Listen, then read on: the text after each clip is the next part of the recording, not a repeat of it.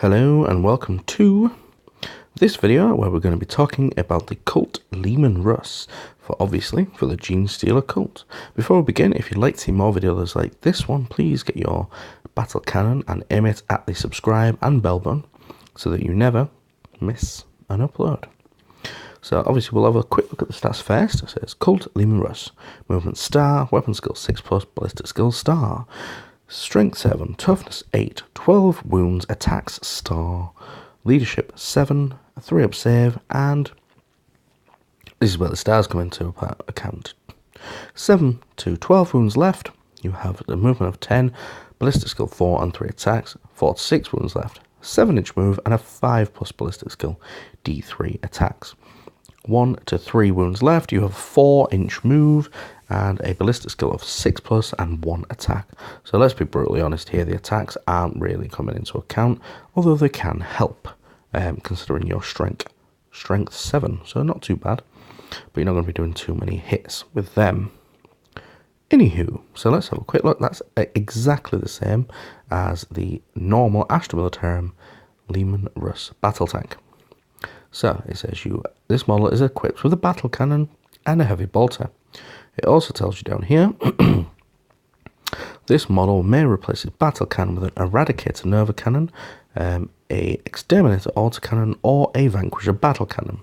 So you don't get all the options that you would with a standard Leman Russ battle tank from the Astra Militarum. However, you've got a decent array of weapons, and possibly my favourite, which we'll go on to in a second. It says this model may replace its heavy bolter with a heavy flamer or las cannon. It says you may take 2 heavy flamers, 2 heavy bolters, 2 multi-melters, or 2 plasma cannons. This may take a heavy stubber or a storm bolter, hunter killer missile, and items from the vehicle upgrades list. So some of this we're not going to be looking at, but we'll look at some other things that it's got. So the smoke launchers, once per game, instead of shooting its weapons in the shooting phase, this unit can use its smoke launchers. If it does so, subtract 1 from hit rolls for attacks made with ranged weapons that target it until your next shooting phase. You also have the grinding advance roll, which is pretty cool. If this model remains stationary or moves under half its speed in the move phase, well, I won't read it all, but principally what it boils down to is if you don't move or you move less than half your current move speed, you can fire twice, and you don't have any -1s to hit on your main cannon, which is really good, if I'm honest.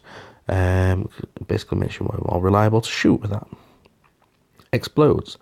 If it removes reduced to 0 wounds on a 6, units within 6 inches suffer D3 more wounds, so that's pretty good. This is something similar to the guard one, but not the same. Subtle difference. Emergency plasma vents. If this model fires a supercharged plasma cannon and you roll 1 or more hit rolls of 1, it is not automatically destroyed. Instead, it suffers 6 mortal wounds and cannot fire any plasma cannons for the rest of the battle. Let's say you take 2 plasma cannons, which is roughly 10 points apiece, so it's going to be 20 points. You can fire 36 inches, good. You can have a strength 7, -3, 1 damage, or if you overcharge or supercharge it, you can add 1 to the strength and 1 to the damage. On a hit roll of 1, it says the bearer is slain, but we know that it's not instantly slain. You just suffer 6 mortal wounds, which is half of your standard wounds, which is going to take you down to hitting on 5s, which is not great. Now let's have a quick glance, if we can, if this will work, and we don't come up with some random advertisement on here, on the Astra Militarum. Are we on the right one? Yes, we are. This is the Leman Russ battle tank. So there's a power level of 10. The cult one has a level of 9. I do believe. Yes, so this is where it says about emergency plasma fence.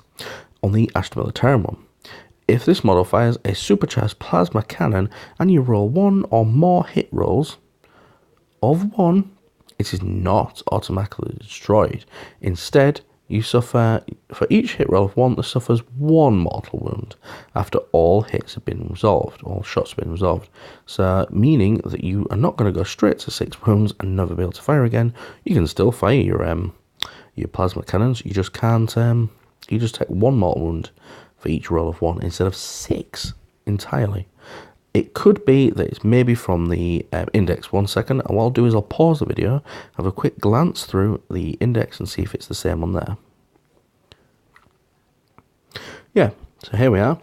This is the index version. So we have the same stats as before. You can do all the same things as you could before, except with the grinding advance. Oh wait, no. Apart from the double firing. It doesn't say that on there, but it does say exactly the same thing on the, if this were fires blah blah blah, you held 6 ball wounds and can't fire any doubles, any plasma cannons anymore. So I have a feeling that maybe they made a mistake. Did they make a mistake? Did they just copy and paste it and was just being lazy? Was it intentional? Are they going to do that to this standard Leman Russ long term? I honestly don't know. My thought is maybe they made a mistake. Maybe they're going to retract this and change it later and do like in an FAQ or something like that. Who knows? But it's just a fact, unfortunately. We'll stop rambling on about that now. But so the way I would load this out is I would keep the battle cannon. The battle cannon is 22 points. The others are less expensive, but they're slightly not as good as the battle cannon. Even the Vanquisher battle cannon has 1 shot versus a potential 6 or 12 versus a potential 2, which is slightly better because you're going to hit 50% of the time. Yeah, go with the battle cannon. You've got between 2 and 12 shots that way. The next best thing to have, instead of the heavy ball, to swap that out for a las cannon, this will give you a strength 9. Where are we hiding? There. Strength 9, 3 damage, no, 3 AP, minus 3 AP, good golly gosh, and a 6 damage, D6 possibly.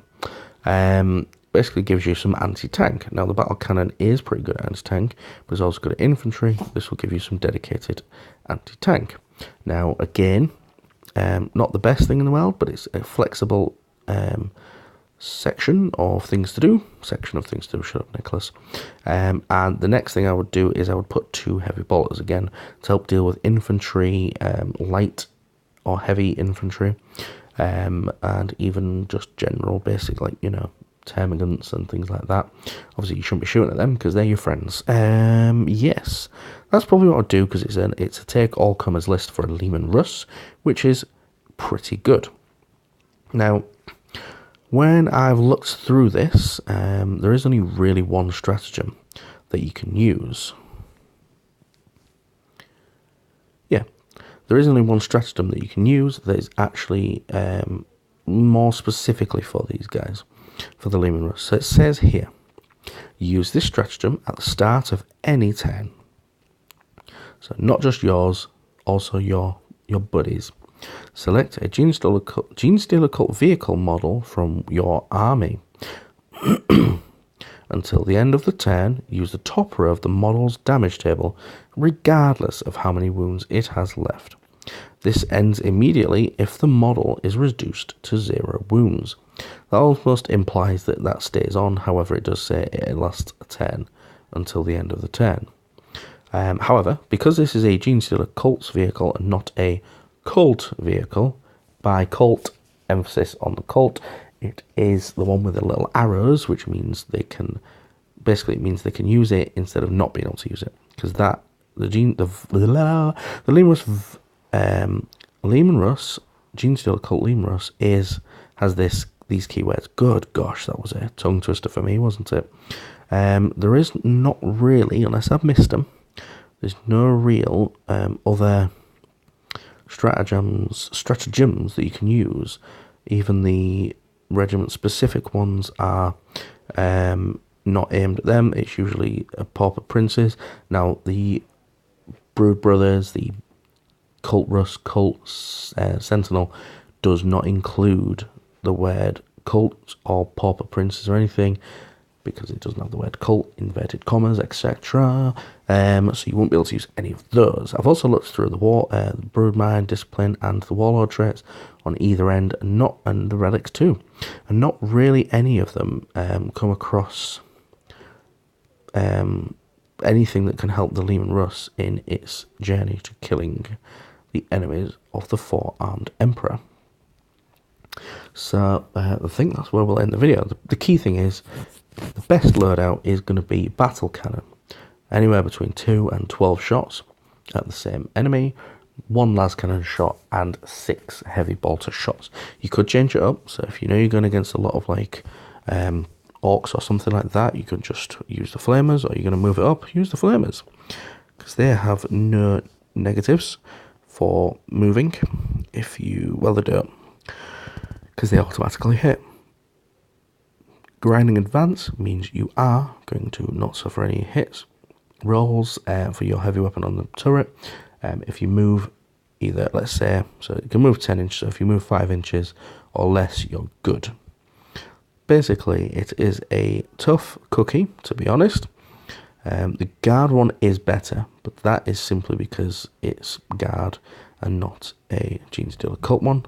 However, this still can go toe-to-toe with a normal Leman Russ and win.